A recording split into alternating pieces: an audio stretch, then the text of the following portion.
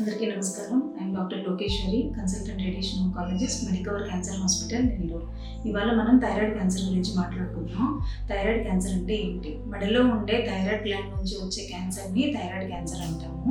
వీటి లక్షణాలు ఎలా ఉంటాయి అంటే మెడలో వాపులాగా ఉండటము, మెడ మీద బిళ్ళల్లాగా ఉండటము, మింగటానికి కష్టంగా అనిపించడము, గొంతులో మార్పు రావడం అంటే బొంగురు గొంతులాగా అనిపించడం వీటి ప్రధాన లక్షణాలు.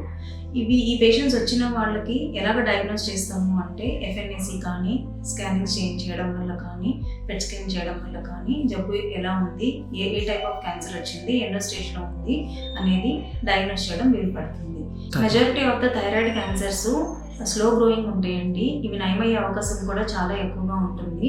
వీటికి కామన్గా చేసే ట్రీట్మెంట్ ఏంటంటే surgery main stay of treatment ఉంటుంది ఆల్మోస్ట్ అన్ని మెలిగ్నెన్సీస్లో.